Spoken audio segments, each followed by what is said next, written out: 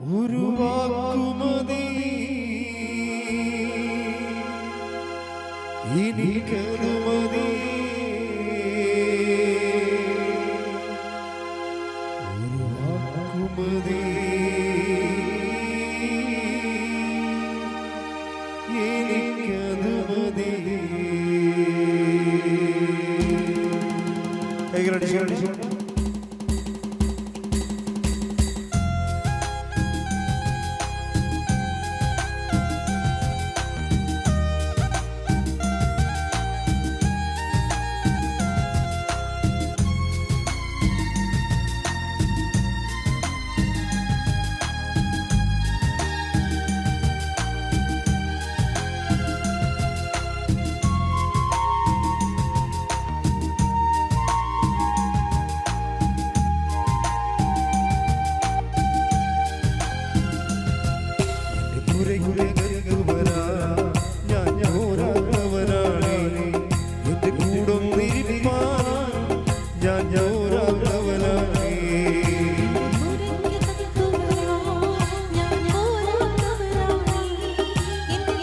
ൂടും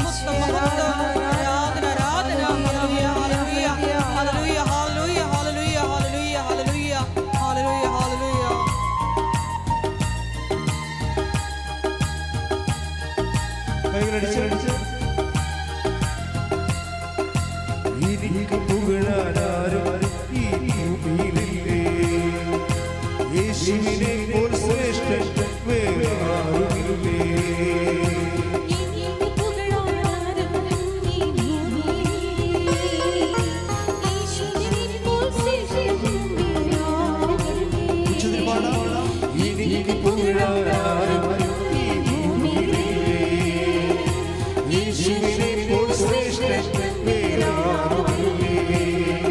N നിരാശകൾ മാറും ഒരു ഭാഗം നീ പറഞ്ഞാൽ, എൻ നിരാശകൾ മാറും ഒരു ഭാഗം നീ പറഞ്ഞാൽ, എൻ നിരാശകൾ മാറും ഒരു ഭാഗം നീ പറഞ്ഞാൽ, എൻ ഇഴവുകൾ മാറും ഒരു ഭാഗം നീ പറഞ്ഞാൽ, നീ പറഞ്ഞാൽ ഞാൻ മാറും, നീ പറഞ്ഞാൽ ശാപം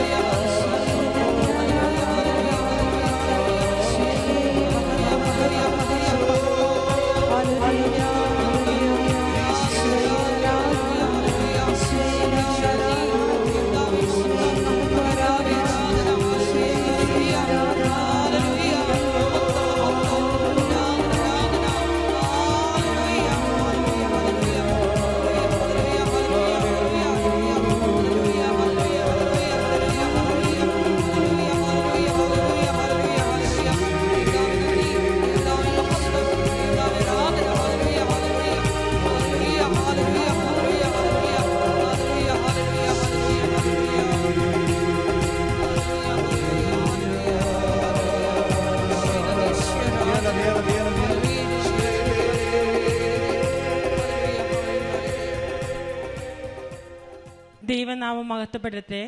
പരിശുദ്ധ അമ്മ പ്രത്യക്ഷപ്പെട്ട ഈ കൃപാസനം അൾത്താരയിൽ കയറി ദൈവനാമത്തെ മഹത്വപ്പെടുത്താൻ ലഭിച്ച അനുഗ്രഹത്തെ ഓർത്ത് ദൈവത്തോട് നന്ദി പറഞ്ഞുകൊണ്ട് ഞാൻ സാക്ഷ്യം ആരംഭിക്കുകയാണ്. എൻ്റെ പേര് ജോമോൾ, ഇതെൻ്റെ ഹസ്ബൻഡ് സെബിൻ തോമസ്, ഇത് ഞങ്ങളുടെ മോൻ അബ്രാം ജോസെബിൻ. ഞാൻ സെൻറ്റ് ആൻ്റണീസ് ചർച്ച് കോടനാട് ഇടവക അംഗമാണ്.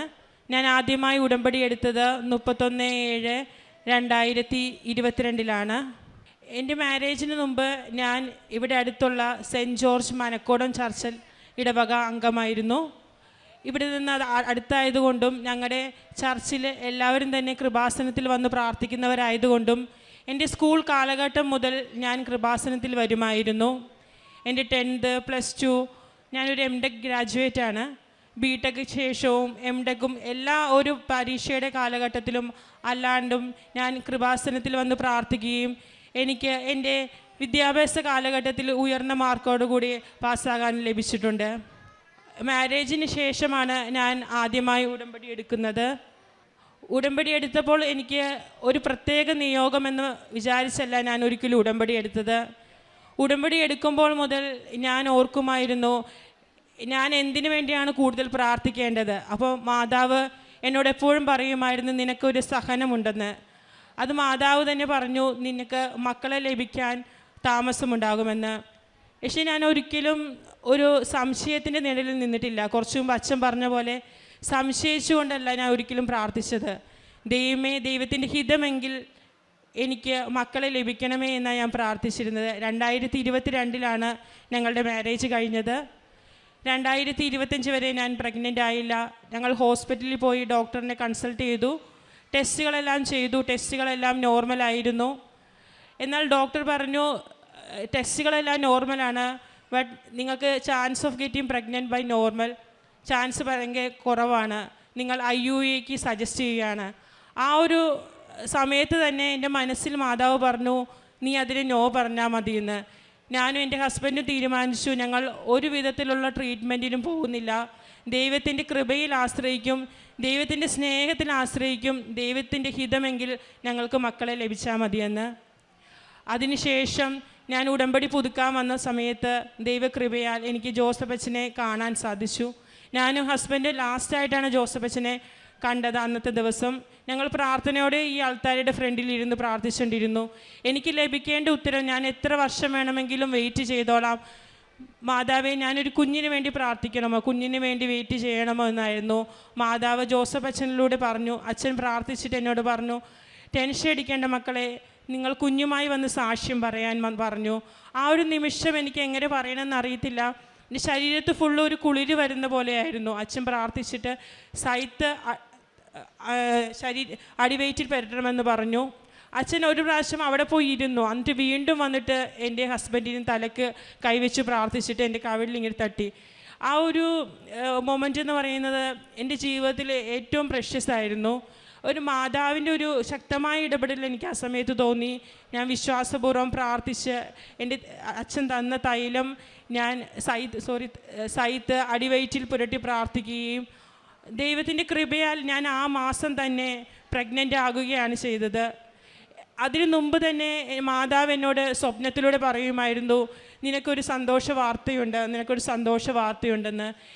ഞാൻ അപ്പോൾ മുതൽ ഞാൻ ദൈവത്തോട് പ്രാർത്ഥിച്ചുകൊണ്ടിരുന്നു ദൈവമേ എല്ലാം ദൈവത്തിൻ്റെ ഹിതപ്രകാരം നടക്കണമേ എന്ന്. അതിനുശേഷം ഒരു ദിവസം ഞാൻ സ്വപ്നത്തിൽ കാണുകയാണ്, ഒരു ചേച്ചി വന്നിട്ട് എന്നോട് പറയുകയാണ് മോളെ നിനക്ക് ബ്ലൂ കളറുള്ള ഡ്രസ്സ് എന്തായാലും നല്ലതായിരിക്കുമെന്ന്. അതിനുശേഷം അപ്പം മുതൽ മാതാവ് എന്നോട് പറയുക നിനക്ക് എന്തായാലും ആൺകുട്ടിയായിരിക്കും ലഭിക്കുന്നത്, ഏത് കുട്ടിയാണെങ്കിലും ആരോഗ്യമുള്ളൊരു കുട്ടിയെ ലഭിക്കാനാണ് ഞാൻ പ്രാർത്ഥിച്ചത്. ആ മാസം തന്നെ ഞാൻ പ്രഗ്നൻ്റ് ആവുകയും ഞാൻ പ്രഗ്നൻ്റ് ആണെന്ന് അറിയുന്ന ദിവസം ഞാനും ഹസ്ബൻഡ് എല്ലാ ദിവസവും പള്ളിയിൽ പോകും.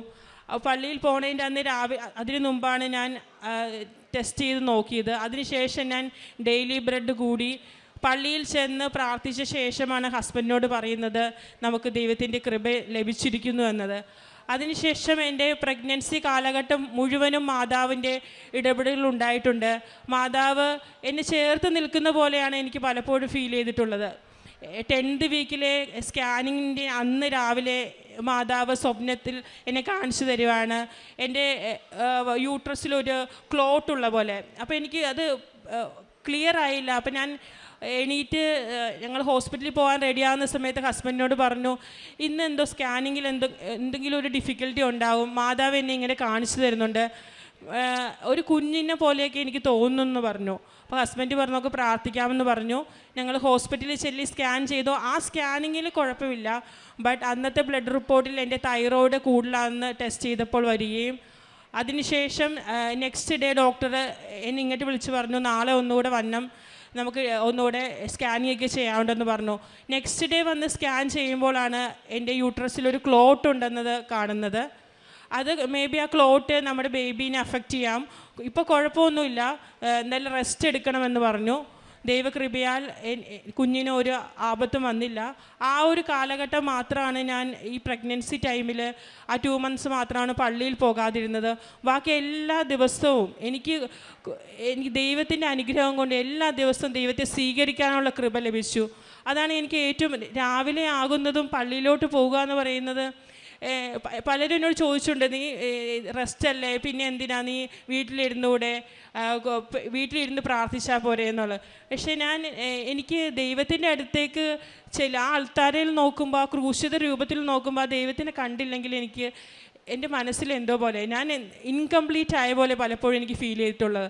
ദൈവത്തിൻ്റെ അനുഗ്രഹത്താൽ എനിക്ക് വിശുദ്ധ കുർബാനയിൽ പങ്കെടുക്കാൻ സാധിച്ചു. അതിനുശേഷം ഞാൻ ഓരോ ദിവസവും 2 ആഴ്ച കൂടുമ്പോഴുള്ള കുമ്പസാരവും എല്ലാം കറക്റ്റായിട്ട് ചെയ്യുകയും എന്നെ കഴിയുന്ന വിധത്തിൽ എല്ലാവരെയും സഹായിക്കുകയും ചെയ്തിട്ടുണ്ട്.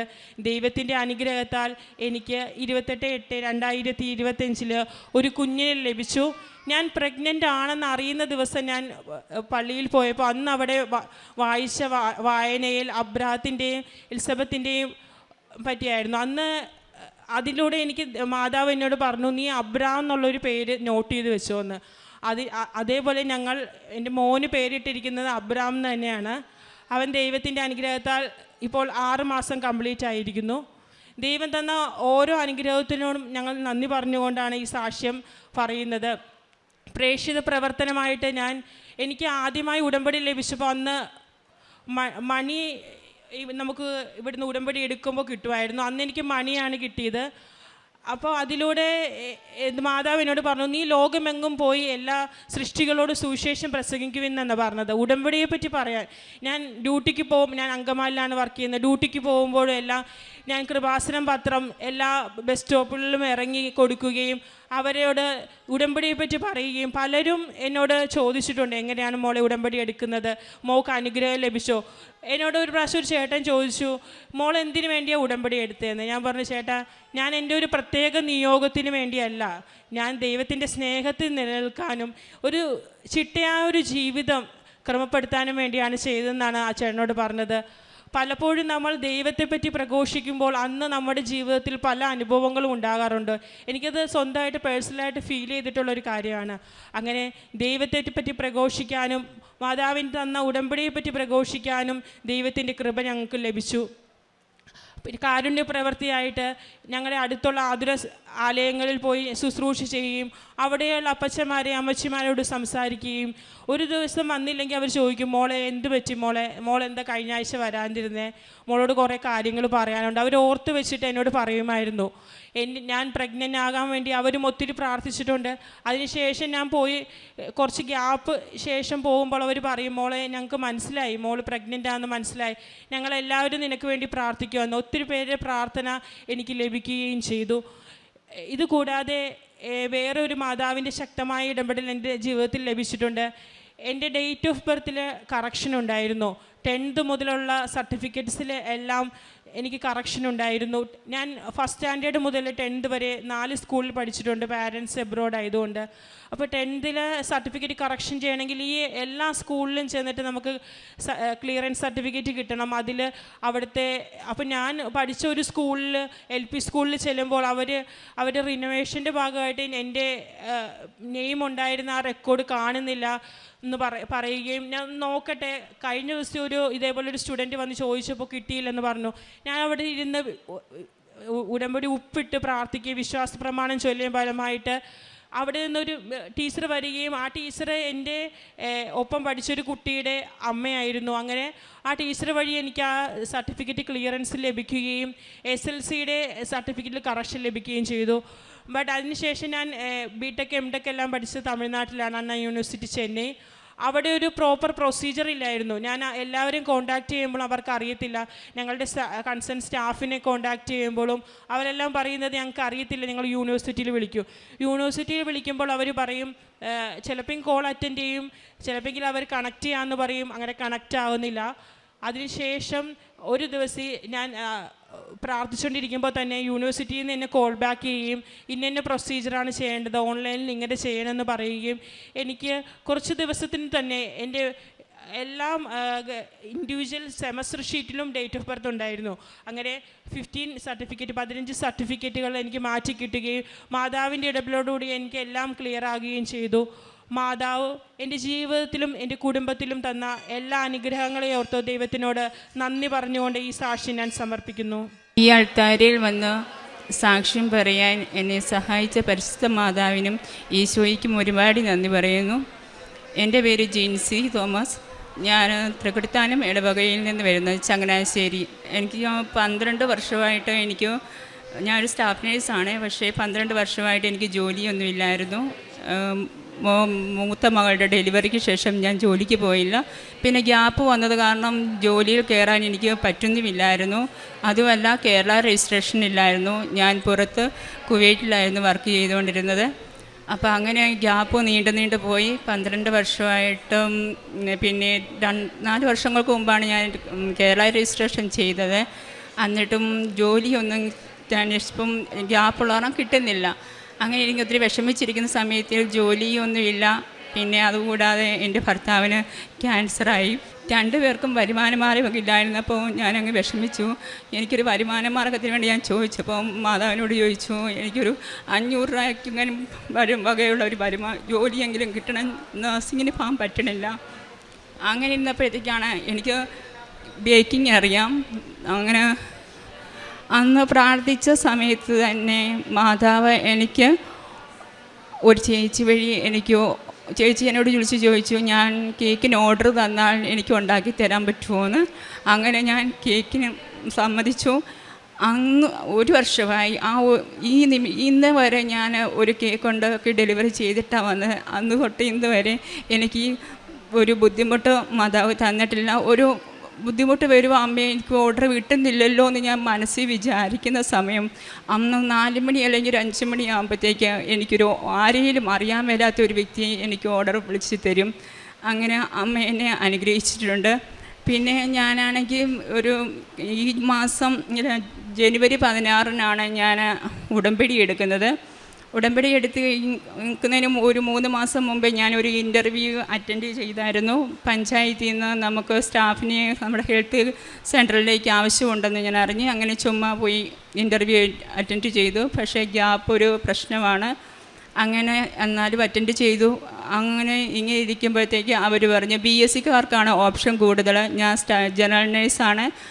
അപ്പം BScക്കാർ ആ സ്റ്റാഫിന് അവർ അപ്പോയിൻമെൻറ്റ് ചെയ്തു.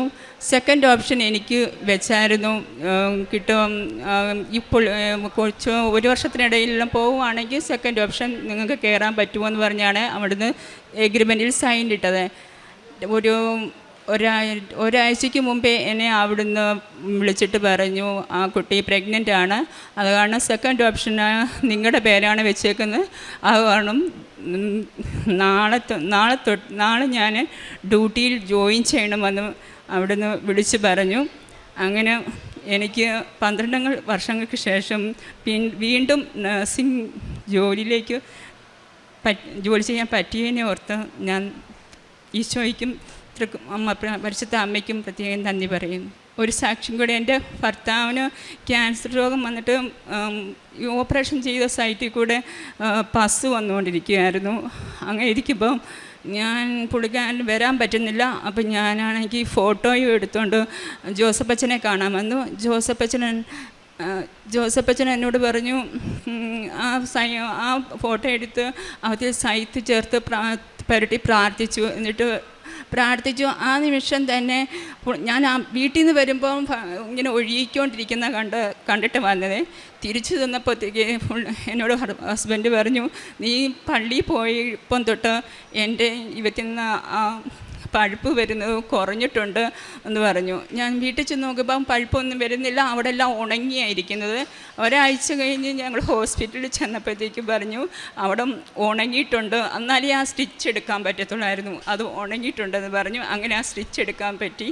കാരുണ്യ പ്രവൃത്തിയായിട്ട് ചെയ്യുന്നത് ഞാൻ ഈ പത്രം ഇവിടുന്ന് കൊണ്ടുപോകുമ്പം എൻ്റെ അനുഭവ സാക്ഷ്യങ്ങൾ എനിക്കൊരു കുഞ്ഞുണ്ടായതുപോലും പരിശുദ്ധ അമ്മയുടെ ഇവിടുത്തെ കൃപാസന മാതാവിൻ്റെ അടുത്ത് വന്ന് പ്രാർത്ഥിച്ചതിൻ്റെ ഫലമായാണ് എനിക്ക് ഒരു കുഞ്ഞുണ്ടായത്. പെൺകുഞ്ഞ് എനിക്ക് 5 വർഷങ്ങൾക്ക് ശേഷം കിട്ടിയത്. അത് ഞാൻ ഉടമ്പടിയിൽ ഞാൻ സാക്ഷ്യപ്പെടുത്തിയിട്ടുണ്ടായിരുന്നു, അതുകൊണ്ടാണ് ഞാൻ സാക്ഷ്യം പറയാഞ്ഞ്. അപ്പോൾ ഈ അനുഭവ സാക്ഷ്യങ്ങളെല്ലാം പറഞ്ഞാണ് ഞാൻ പത്രമൊക്കെ വിതരണം ചെയ്യുന്നത്. അത് ഞാൻ ആശുപത്രികളിൽ ചെന്ന് രോഗികളുടെ അടുത്ത് കൊണ്ടുപോയി പത്രം കൊടുക്കും, ഇത് പറയും. അതുകൂടാതെ ഞാനൊരു മാനസിക ഒരു ആശ്രമമുണ്ട്, അവിടെ ചെന്ന് അവരുടെ കൂടെ കുറച്ച് സമയം ചെലവിടുകയും അവരുടെ കൂടെ വർത്തമാനം പറയുകയും അവർക്ക് ചെയ്തു കൊടുക്കാൻ പറ്റുന്നതൊക്കെ എന്നെക്കൊണ്ട് ചെയ്തു കൊടുക്കാൻ പറ്റുന്നതൊക്കെ ഞാൻ ചെയ്തു കൊടുക്കാറുണ്ട്. പിന്നെ എന്നോട് സഹായം ചോദിക്കുന്നവർക്കൊക്കെ ഞാൻ പറ്റുന്ന രീതിയിലൊക്കെ എന്നെക്കൊണ്ട് ചെയ്യാവുന്ന രീതിയിൽ ഞാൻ ചെയ്തു കൊടുക്കുന്നുണ്ട്.